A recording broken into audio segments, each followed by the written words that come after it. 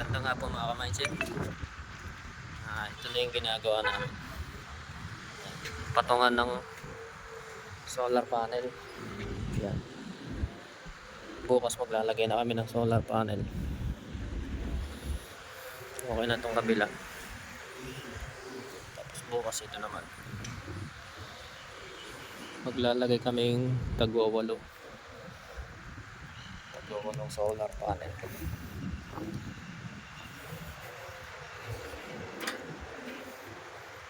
Ito yung site namin dito sa Port Bay.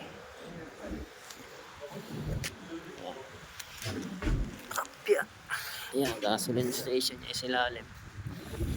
Semento, hollow blocks. Okay, update na lang ulit mga ka-mindset.